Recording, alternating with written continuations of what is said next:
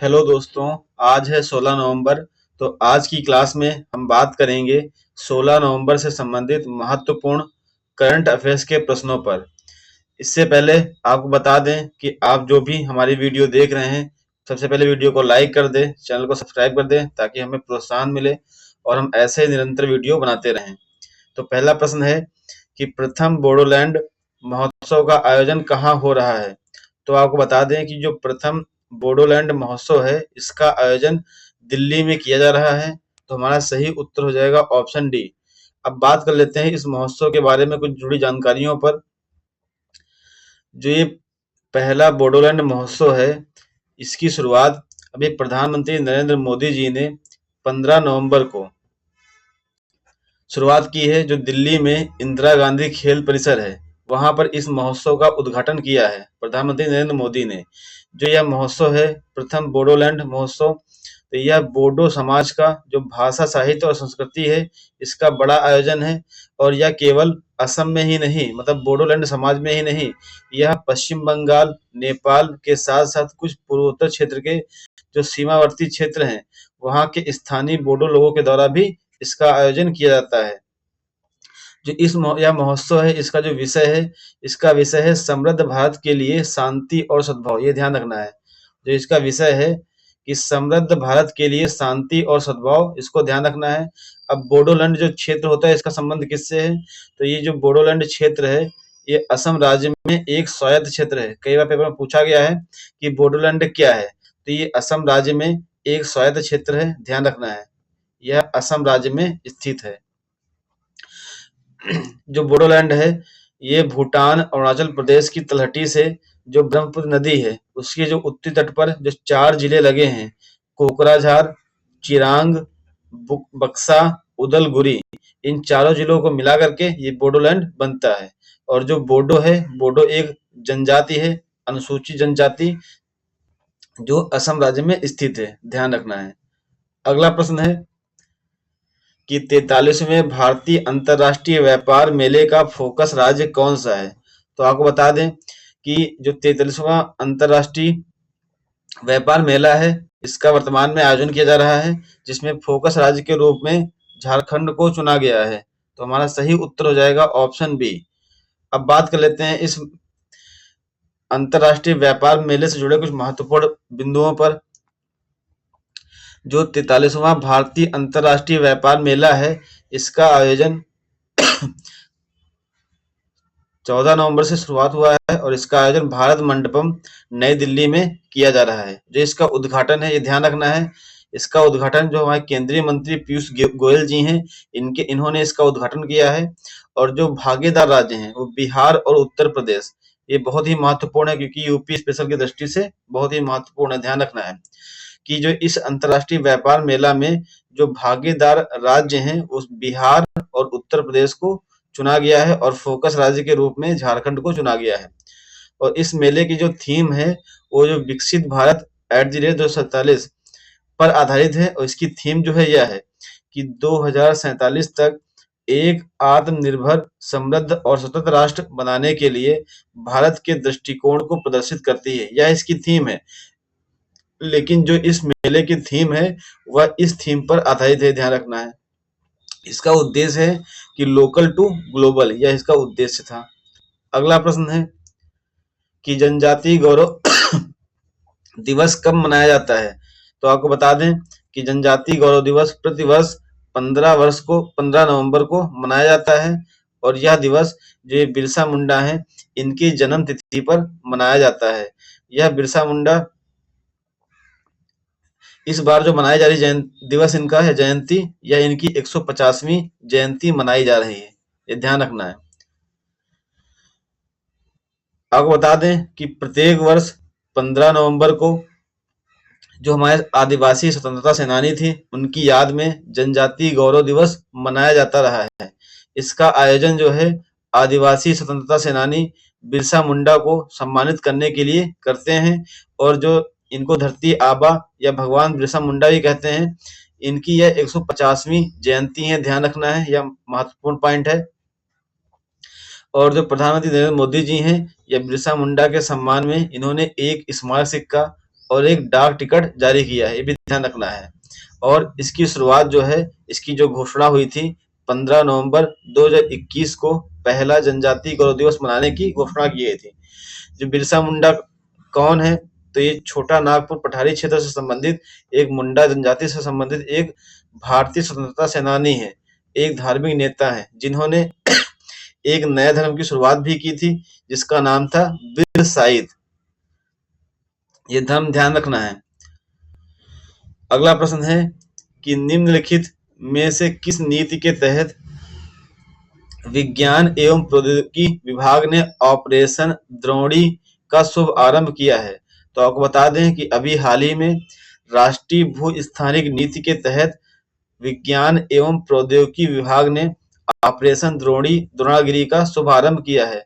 आपको बता दें कि एग्जाम में क्वेश्चन ऐसे भी पूछ सकता है कि ऑपरेशन द्रोणागिरी का शुरुआत किस विभाग ने की है? तो विज्ञान एवं प्रौद्योगिकी विभाग ने की है, तो ये भी ध्यान में रखना है।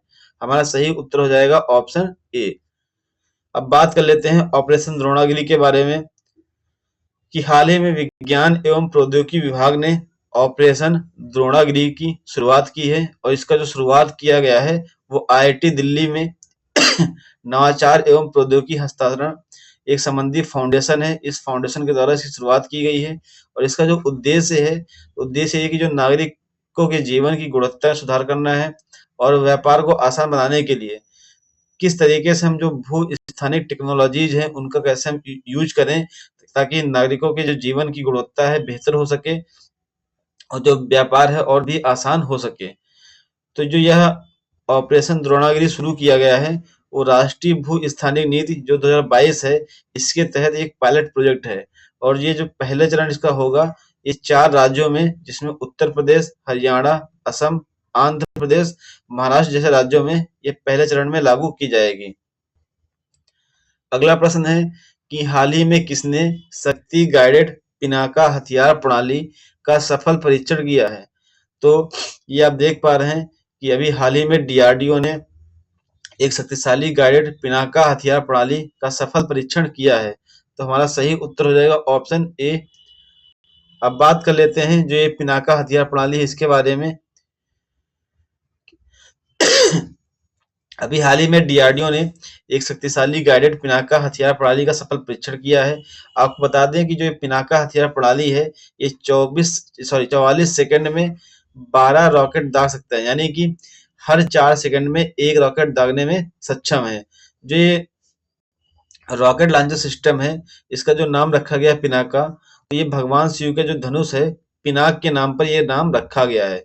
आपको बता दें कि इसका जो निर्माण है, इसको बनाया गया है DRDO का एक पुणे स्थित आयुध अनुसंधान एवं विकास प्रतिष्ठान संस्थान है, जिसने इसका निर्माण किया है।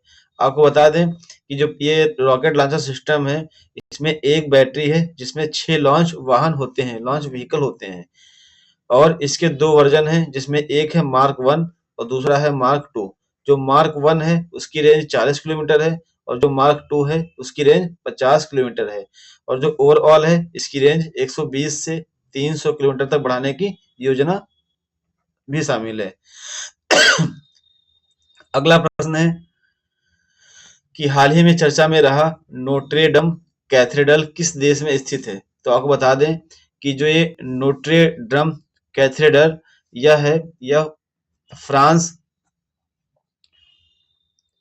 यह फ्रांस की राजधानी पेरिस में एक छोटा आइलैंड है, वहां पर स्थित है, जो अभी आगंतुकों के लिए, तीर्थ यात्रियों के लिए खोल दिया गया है, जो अभी तक बंद था। हमारा सही उत्तर हो जाएगा ऑप्शन सी। अब बात कर लेते हैं इसके बारे में। ये चर्चा में इसलिए रहा था कि जो फ्रांस सरकार है उसने क्या किया है कि जो नोट्रे डेम कैथेड्रल है, ये विनाशकारी आग, मतलब कि अभी कुछ साल पहले यहाँ पर भयंकर आग लग गई थी। आप देख 2019 में यह भयंकर आग लगने से अत्यधिक यह क्षतिग्रस्त हो गया था, जिसके कारण यह आगंतुकों के लिए बंद कर दिया गया था। उसके बाद ये लगभग 5 वर्ष के बाद यह 7 दिसंबर से जनता के लिए फिर से खोलने की घोषणा की गई है, जिसके कारण यह चर्चा में रहा है। जो नोट्रे ड्रम कैथेड्रल है, इसके बारे में, ये जो पेरिस है वहां पर एक छोटा आइलैंड है जिसका नाम है इले डे ला साइट। इस छोटे आइलैंड पर यह स्थित है। इसका निर्माण 1163 ईस्वी में राजा लुईस सेवन के समय में हुई थी। तो इसकी स्थापना बिशप मॉरिस डी सुली द्वारा इसकी स्थापना की गई थी। और आप बता दें जो यह स्थल है इसका निर्माण गोथिक शैली में किया गया था। आपको बता दें कि जो नोट्रे डम कैथेड्रल है यहीं पर 1804 ईस्वी में जो नेपोलियन बोनापार्ट था उसका राजतिलक भी हुआ था। तो हमें इतनी बातें ध्यान में रखनी है। हमारे लिए जो महत्वपूर्ण है बस ये है कि नोट्रे डम कैथेड्रल जो है वो कहाँ पर स्थित है, इसकी लोकेशन ध्यान में रखना है। अगला प्रश्न है कि हाल ही में डोमिनिकन गणराज्य ने किस भारतीय को अपना सर्वोच्च राष्ट्रीय सम्मान देने की घोषणा की है। तो आपको बता दें कि अभी हाल ही में डोमिनिकन गणराज्य ने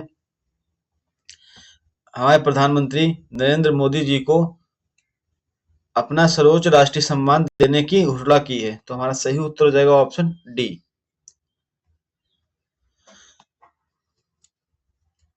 तो चर्चा में क्यों रहा कि जो डोमिनिकन गणराज्य है इसने क्या किया है कि प्रधानमंत्री नरेंद्र मोदी जी को अपना सर्वोच्च राष्ट्रीय सम्मान देने की घोषणा की है। और जो डोमिनिकन गणराज्य है इसका जो सर्वोच्च राष्ट्रीय पुरस्कार है वो है डोमिनिकन अवार्ड ऑफ ऑनर प्रदान। यह इसका सर्वोच्च राष्ट्रीय पुरस्कार है जो डोमिनिकन गणराज्य की जो अध्यक्ष हैं सिल्वी बर्टन, ये सिल्वी बर्टन जो है 19 से 21 नवंबर 2024 तक जो गुयाना के जॉर्ज टाउन में एक भारत कैरिकॉम शिखर सम्मेलन है इसके आयोजन के दौरान में यह पुरस्कार मोदी जी को दिया जाएगा। जो डोमिनिकन गणराज्य है यह अटलांटिक महासागर में एक हिस्पैनियोला आइलैंड है। आपको बता दें कि जो हैती और डोमिनिकन गणराज्य दोनों एक आइलैंड पर स्थित हैं और इस पूरे आइलैंड को बोलते हैं हिस्पैनियोला आइलैंड।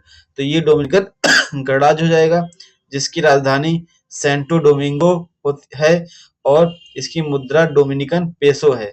और ये जो डोमिनिकन गणराज्य है ये हैती से अपनी सीमा टच करता है, ध्यान रखना है। अगला प्रश्न है कि पारंपरिक ज्ञान के संचार और प्रसार पर अंतरराष्ट्रीय सम्मेलन कहाँ आयोजित किया गया था। तो आपको बता दें कि पारंपरिक ज्ञान के संचार और प्रसार पर जो अंतरराष्ट्रीय सम्मेलन हुआ है उसका आयोजन गुरुग्राम में किया गया है जो हरियाणा में स्थित है। अगला प्रश्न है कि हाल ही में इंडियन ऑयल का नया अध्यक्ष किसे चुना गया है। तो आपको बता दें कि अभी हाल ही में अरविंदर सिंह साहनी को इंडियन ऑयल का नया अध्यक्ष चुना गया है। तो हमारा ऑप्शन डी सही हो जाएगा। अगला प्रश्न है कि हाल ही में इसरो ने द्रव और तापीय विज्ञान में अनुसंधान केंद्र स्थापित करने के लिए किसके साथ समझौता किया है। तो अभी हाल ही में इसरो ने आईआईटी मद्रास के साथ एक समझौता किया है जिसके तहत द्रव और तापीय विज्ञान में अनुसंधान केंद्र स्थापित किया जाएगा।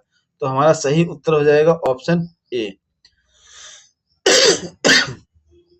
तो दोस्तों यह आज की करंट अफेयर की क्लास थी।